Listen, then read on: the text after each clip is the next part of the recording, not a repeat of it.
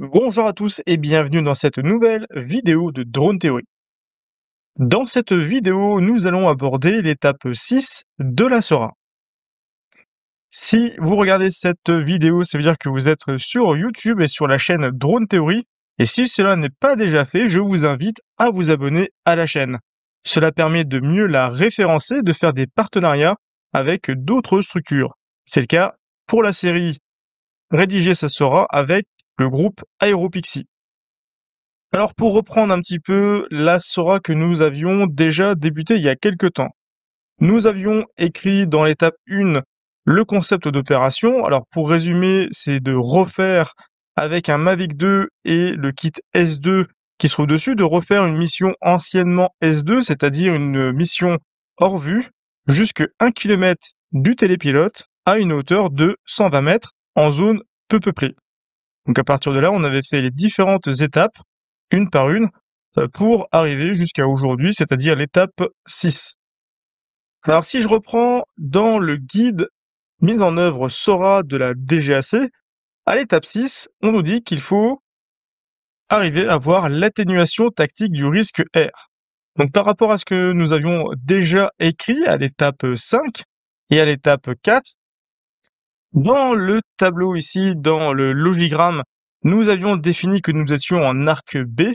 Pourquoi? Parce que nous sommes pas dans un environnement dit atypique, c'est-à-dire à moins de 30 mètres du sol. Est-ce que nous volons dans un espace aérien supérieur au niveau 600, c'est-à-dire au-dessus de 60 000 pieds? Ben non plus, parce que sinon on est en arc B. Dans ce cas, est-ce que nous volons à proximité ou au sein d'un environnement aéroportuaire? Alors nous, on avait dit, justement, on avait pris le parti de faire ça en zone rurale, en zone peu peuplée, et en dehors des proximités d'aéroports ou en dehors d'un espace aérien contrôlé du type CTR. Donc là, on va dire non. Supérieur à 500 pieds au-dessus du sol, mais inférieur au niveau de vol 600. Donc là, non plus. Voilà, donc on est bien inférieur à 500 pieds, étant donné qu'on va voler à 120 mètres. Donc là, est-ce qu'on est dans une zone avec transpondeur obligatoire?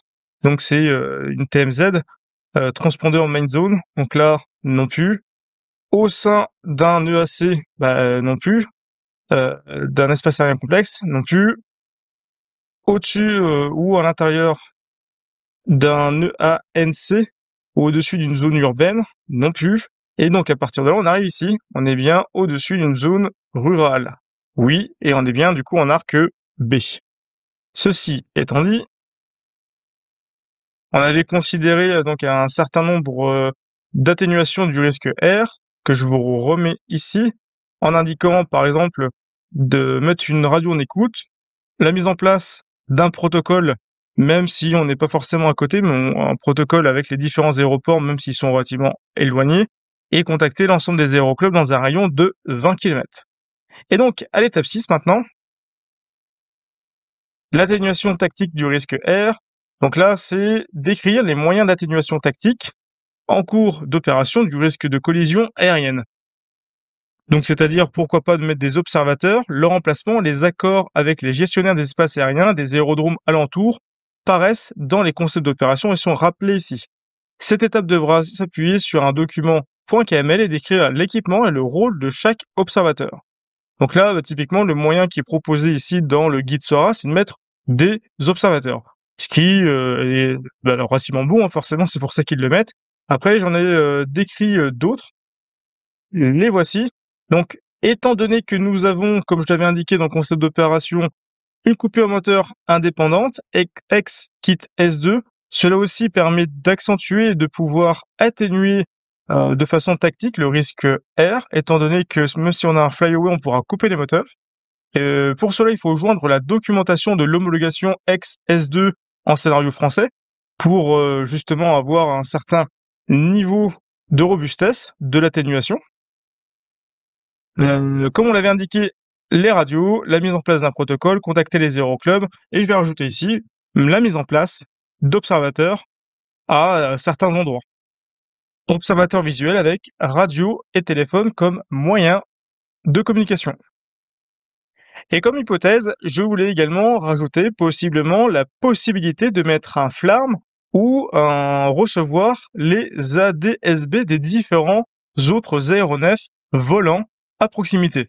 Et pour cela, vous avez un récepteur qui s'appelle Rosetta, certains le connaissent peut-être, qui permet de recevoir l'ensemble des signaux FLARM et ADSB avec un cap par rapport au récepteur et une distance.